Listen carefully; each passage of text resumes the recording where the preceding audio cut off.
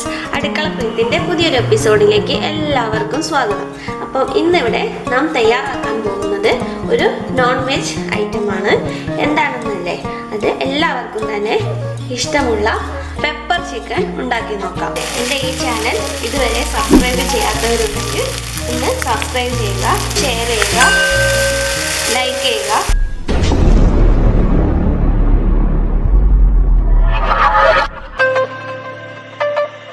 അപ്പം ഇതിനായി ഞാനിവിടെ എടുത്തിട്ടുള്ളത് 1/2 കിലോ ചിക്കനാണ്.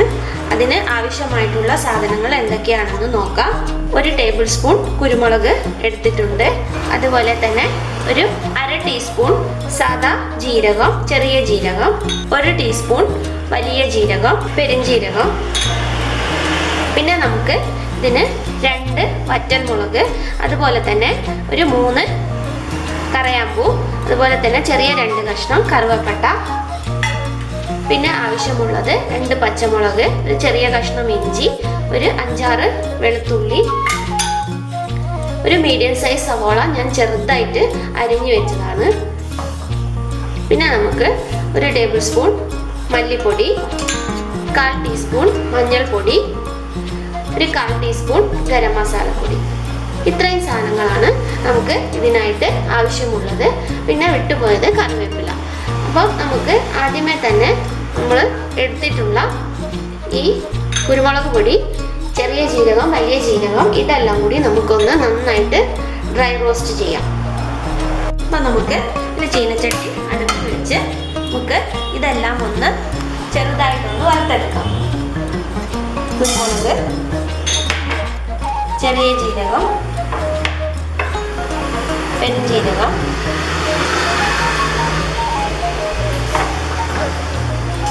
അതുപോലെ തന്നെ നമ്മൾ നേരത്തെ എടുത്തു വെച്ചിട്ടുള്ള കറുവപ്പൂ, കറുവപ്പട്ട, ഇത്രയും സാധനങ്ങൾ നമുക്കൊന്ന് വറുത്തെടുക്കാം.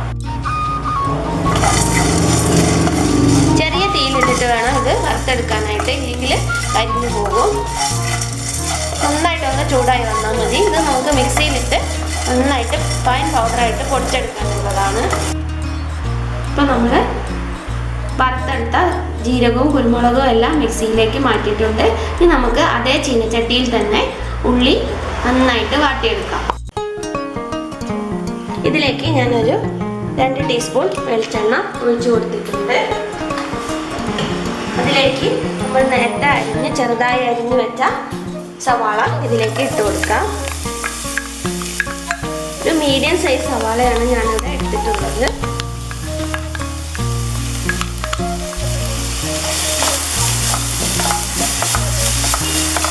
ഇത് നന്നായിട്ട് വാടി വരണം. അതുവരെ നമുക്കിതിനെ നന്നായിട്ട് ഇളക്കി വാട്ടിയെടുക്കാം. മീഡിയം ഫ്ലെയിമിലിട്ടിട്ട് വേണം വാട്ടാനായിട്ട്. വാടുന്നത് വരെ ചെറുതായിട്ടൊന്ന് ലൈറ്റ് ബ്രൗൺ നിറമായി തുടങ്ങിയാൽ നമുക്ക് നേരത്തെ ചതച്ച് വെച്ചിട്ടുള്ള ഇഞ്ചി വെളുത്തുള്ളി പേസ്റ്റ് ഇതിലേക്ക് ഇട്ട് കൊടുക്കാം. ചെറുതായിട്ട് കളർ മാറി വരുന്നുണ്ട്. ഞാൻ ഇഞ്ചി വെളുത്തുള്ളി പേസ്റ്റ് ഇതിലേക്ക് ഇട്ട് കൊടുത്തിട്ടുണ്ട്. ഏകദേശം 1 ടീസ്പൂൺ ഇഞ്ചി വെളുത്തുള്ളി പേസ്റ്റ് ഇതിലേക്ക് ഇട്ട് കൊടുത്തിട്ടുണ്ട്. ഇനി നമ്മൾ ഇതിലേക്ക് 2 പച്ചമുളകും കൂടി മുറിച്ച് ഇട്ട് കൊടുത്തിട്ടുണ്ട്. ഇതിലേക്ക് നമ്മൾ ഒരു 2 വറ്റൽമുളകും കൂടെ ഇട്ട് നന്നായിട്ടൊന്ന് ഇളക്കി യോജിപ്പിച്ച് കൊടുക്കാം. അപ്പോൾ നമ്മുടെ സവാള ചെറുതായിട്ട് കളറൊക്കെ മാറി വരുന്നുണ്ട്. ഇത്രയും കളറ് മാറിയാൽ മതിയാവും. ഇനി ഇതിലേക്ക് നമുക്കൊരു 1/2 ടീസ്പൂൺ അല്ലെങ്കിൽ ഒരു 1/4 ടീസ്പൂൺ മുതൽ ഒരു 1/2 ടീസ്പൂൺ വരെ മഞ്ഞൾപ്പൊടി ഇട്ട് കൊടുക്കാം. കൂടിപ്പോയാൽ നമ്മളെ പെപ്പർ ചിക്കൻ്റെ കളറേ മാറിപ്പോവും. 1 ടേബിൾ സ്പൂൺ മല്ലിപ്പൊടി. ഈ നന്നായിട്ട് കുറച്ച് വെക്കണം, അല്ലെങ്കിൽ നമ്മൾ പൊടികളെല്ലാം പെട്ടെന്ന് തന്നെ കരിഞ്ഞു പോവും. എന്നിട്ട് നന്നായിട്ട് ഇളക്കി കൊടുക്കുക. അതിലേക്ക് തന്നെ ഒരു 1/4 ടീസ്പൂൺ ഗരം മസാല പൊടിയും കൂടി ഇട്ട് കൊടുക്കാം. എന്നിട്ട് നമുക്ക് നന്നായിട്ടൊന്ന് ഇളക്കി കൊടുക്കാം. പൊടിയുടെ പച്ചമണമൊക്കെ മാറുന്നത് വരെ നന്നായിട്ട് ഇളക്കി യോജിപ്പിച്ച് കൊടുക്കാം. 1 ടീസ്പൂൺ കുരുമുളക് പൊടി കൂടി ഇട്ട് കൊടുക്കാം.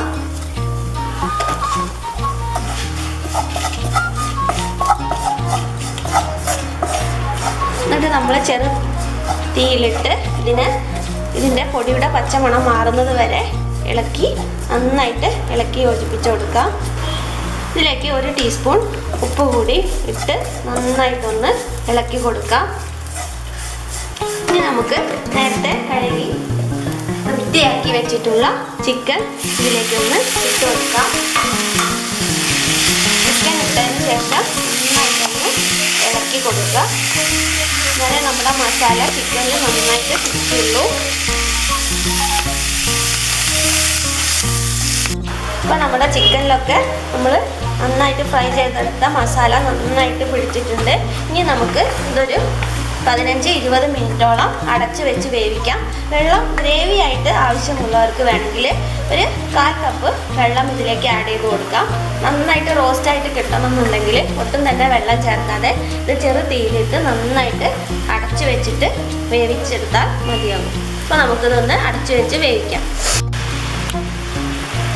ഇപ്പോൾ നമ്മുടെ പെപ്പർ ചിക്കനിൽ ഗ്രേവി ആയിട്ട് വന്നത് നിങ്ങൾക്ക് കാണാൻ കഴിയും. നമ്മൾ ഒട്ടും തന്നെ വെള്ളം ചേർത്ത് കൊടുത്തിട്ടില്ല. ചിക്കനിലുള്ള വെള്ളം തന്നെയാണ് ഇറങ്ങിയത്. ഇത് നന്നായിട്ട് വെന്ത് വരണം. ഒരു 15 മിനിറ്റ് കത്തുമ്പോഴേക്ക് തന്നെ നമ്മുടെ ചിക്കൻ വെന്ത് കിട്ടും. കാരണം ഇത് വളരെ ചെറിയ പീസായിട്ടാണ് നമ്മളിതിലേക്ക് ആഡ് ചെയ്ത് കൊടുത്തിട്ടുള്ളത്. അപ്പോൾ നമുക്കിനി ഒരു 5 മിനിറ്റും കൂടി ഇതൊന്ന് ഗ്രേവിയൊക്കെ നന്നായിട്ട് വറ്റുന്നത് വരെ വെയിറ്റ് ചെയ്യാം. ഗ്രേവി ആവശ്യമുള്ളവർക്ക് ഈ പരുവത്തിൽ തന്നെ നമ്മൾ നേരത്തെ പൊടിച്ച് വെച്ചിട്ടുള്ള പൊടികൾ ഇതിലേക്ക് ചേർത്ത് കൊടുക്കാവുന്നതാണ്. അപ്പോൾ നമുക്ക് ചെറുതായിട്ടൊന്നും കൂടെ വെയിറ്റ് ചെയ്യാം.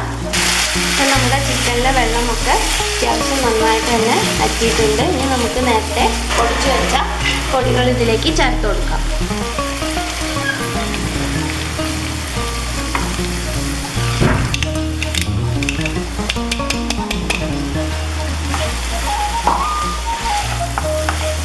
എന്നിട്ട് നന്നായിട്ട് ഇളക്കി യോജിപ്പിച്ച് കൊടുക്കാം.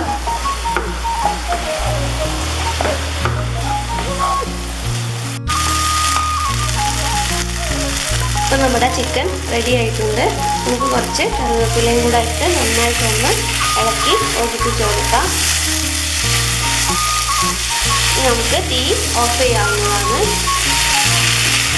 അപ്പോൾ നല്ല ടേസ്റ്റി ആയിട്ടുള്ള ഹോട്ടലിലൊക്കെ കിട്ടുന്ന അതുപോലെ തന്നെയുള്ള പെപ്പർ ചിക്കൻ നമുക്ക് വീട്ടിൽ വളരെ എളുപ്പത്തിൽ തന്നെ ഉണ്ടാക്കി എടുക്കാവുന്നതാണ്. ഈ ചപ്പാത്തിയുടെയും പൊറോട്ടയുടെ ഒക്കെ കൂടെ കഴിക്കാൻ നല്ല ടേസ്റ്റ് ആയിരിക്കും. അപ്പോൾ എല്ലാവരും ഒന്ന് വീട്ടിൽ പരീക്ഷിച്ച് നോക്കുക.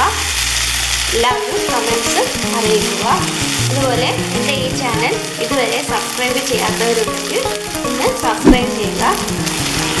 എല്ലാവരിലേക്കും ഷെയർ ചെയ്യുക, ലൈക്ക് ചെയ്യുക.